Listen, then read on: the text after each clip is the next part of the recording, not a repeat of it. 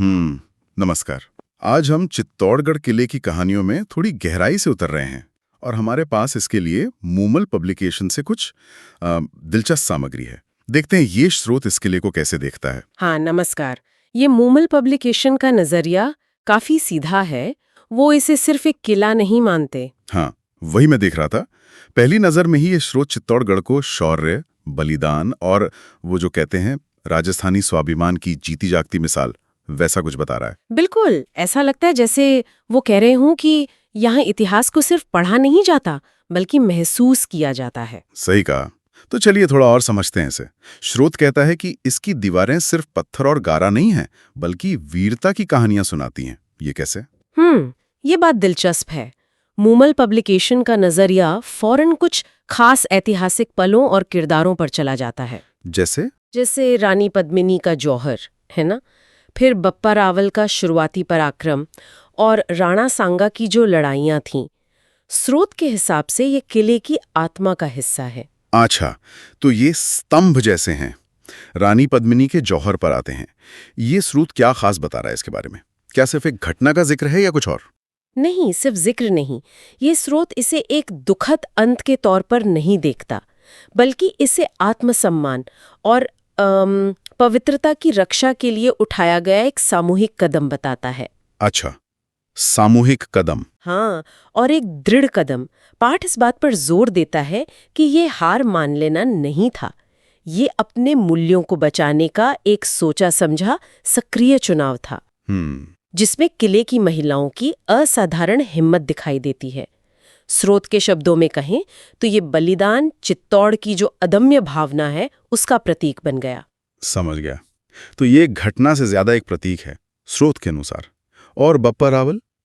Moomal publication उन्हें किस तरह दिखाता है? बप्पा रावल के लिए ये पाठ उनकी शुरुआती दौर के पराक्रम पर ध्यान देता है, और खास तौर पर मेवाड़ राजवंश की नींव रखने पर। हाँ, वो तो बहुत महत्वपूर्ण है। बिल्कुल। स्रोत उन्हें सिर्फ एक वीर योद्धा नहीं, बल्कि एक दूरदर्शी शासक के रूप में प्रस्तुत करता है, जिसने आने वाले समय के गौरव के क्या कहते हैं आधारशिला रखी। उनका जिक्र मेवाड़ के स्वाभिमान की शुरुआत के तौर पर होता है। और राणा सांगा, उनका जिक्र कैसे आता है? उनकी वीरता का कोई खास पहलू? राणा सांगा के मामले में मूमल प्रकाशन उनके नेतृत्व पर और उस दौर के जो बाहरी आक्रमण थे उनके खिलाफ उनके संघर्षों पर जोर देता है।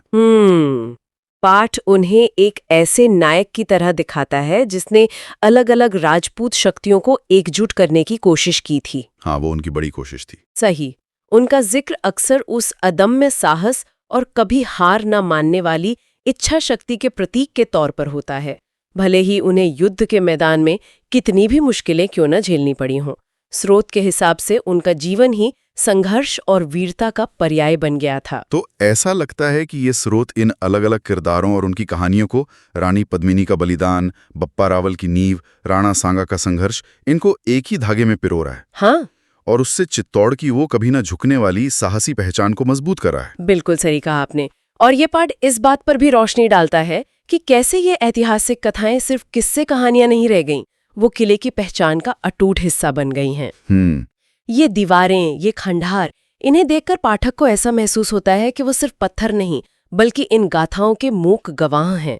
स्रोत का नजरिया यही है कि ये इतिहास आज भी वहां की हवाओं में महसूस किया जा सकता है। तो मूमल पब्लिकेशन के इन अंशों से चित्तौड़गढ़ की जो तस्वीर उभरती है, वो सिर्फ एक ऐतिहासिक इमारत की नहीं है। नहीं, बिल्कुल नहीं। बल्कि वीरता, त्याग और कभी न मिटने वाले स्वाभिमान के एक शक्तिशाली प्रतीक की है। हाँ, और ये स्रोत हमें दिखाता है कि कैसे नायकों की कहानियां, चाहे वो रानी पद्मिनी हो, बप्पा रावल या राणा सांगा, और उनके कार्य किसी स्थान को कितना गहरा अर्थ दे देते हैं। सही। ये सिर्फ इमारतें नहीं रह जाती, बल्कि हमारी सामूहिक स्मृति का हिस्सा बन जाती हैं, जैसा कि इस पाठ में दर्शाया गया है। और ये हमें एक सोचने पर मजबूर करने वाला सवाल भी छोड़ जाता है कि किसी जगह से जुड़ी कहानियां, खासकर जब वो वीरता और बलिदान जैसी भावनाओं से भरी हों, तो वो समय के साथ उस जगह की पहचान और उसके महत्व को किस तरह से गढ़ती रहती हैं और शायद बदलती भी रहती हैं। इस पर सोचा जा सकता है। राजस्थान के वीर गाथाओं में देखिए, एक नाम हमेशा गूंजता है, चित्तौड़गढ़।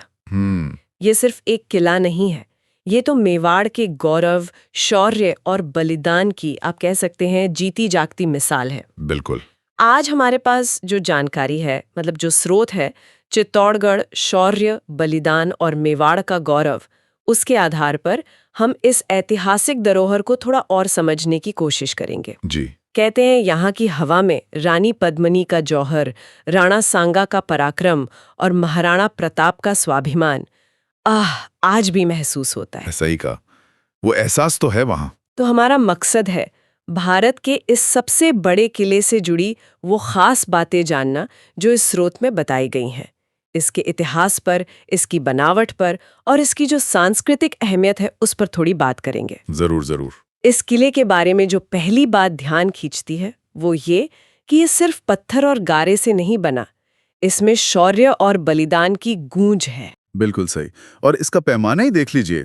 राजस्थान के चित्तौड़ जिले में बिड़च नदी के किनारे बसा ये किला, जैसा कि विवरण में है, क्षेत्रफल के हिसाब से ये सिर्फ भारत या राजस्थान ही नहीं, बल्कि कहा जाता है कि पूरे एशिया का सबसे बड़ा किला। एशिया का सबसे बड़ा? अच्छा। जी हाँ।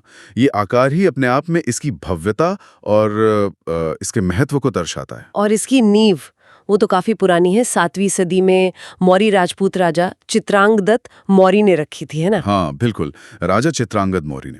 लेकिन मेवाड़ के इतिहास में इसका जो असली एक अध्याय शुरू हुआ वो तब हुआ जब मेवाड़ राजवंश के संस्थापक बप्पा रावल ने इसे जीतकर अपनी राजधानी बनाया। अच्छा। बस वहीं से मेवाड़ के उस गौरवशाली इतिहास का आगाज होता है, जिसकी मिसालें आज भी दी जाती हैं और इसका जिक्र इस सामग्री में बार बार आता है। किले की बनावट में 7 विशाल दरवाजों का जिक्र है। जी, 7 पोल। हाँ, 7 पोल, और उसमें एक राम पोल वो खास तौर पर उल्लेखनीय है। कहते हैं कि महाराणा प्रताप के घोड़े चेतक ने वहीं से वो मशहूर छलांग लगाई थी। ये बातें मतलब सिर्फ कहानियां हैं या इनका कोई गहरा मतलब भी है? देखिए, ये कहानियां ही तो इन पत्थरों में जान डालती हैं। रामपोल और चेतक से जुड़ी ये बात महज एक आप कहें घटना नहीं है। ये उस दौर की जीवटता, स्वामी भक्ति और जो असाधारण वीरता थी ना, उसका प्रतीक बन गई हैं।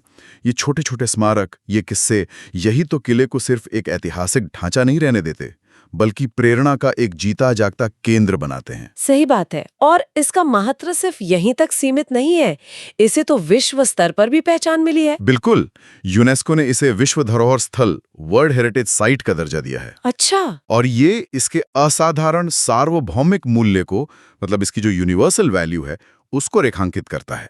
स्रोत की वो पंक्ति मुझे बहुत असरदार लगती है, जहां किला मानो खुद कह रहा हो, रक्त से सींचा गया है मुझे और मैं आज भी अडिग हूं। हाँ, ये बहुत शक्तिशाली पंक्ति है। जी, ये सिर्फ बीते हुए बलिदानों की याद नहीं दिलाता, बल्कि वो जो अदम्य जिजीविषा है, वो जो लचीलापन है, उसका सबूत है जिसे पूरी दुनिया ने पहचाना है। तो सार यही निकलता है कि चित्तौड़गढ़ एक इमारत से कहीं ज्यादा है। बहुत ज्यादा। ये एक जीवित इतिहास है, एक गौरव का एहसास है और हिम्मत की कहानी है। जानकारी का जो समापन है वो भी इसी भावना से होता है। चित्तौड़गढ़ जहां मिट्टी भी वीरता की गंध लिए है। और ये हमें सोचने पर मजबूर करता है। ये किला जो इतने थपेड़ों, इतने हमलों के बावजूद अडिग खड़ा है, जैसा कि वो पंक्ति कहती है, मैं आज भी अडिग हूं। हाँ। ये आज के दौर में, मतलब आज के समय में, हमें मुश्किल हालात में दृढ़ रहने और अपनी जड़ों से जुड़े रहने के बारे में क्या सिखा सकता है? ये सोचने वाली बात है। बिल्कुल, एक गहरा सवाल है ये। जी। जय मेवाड़, जय राजस्थान।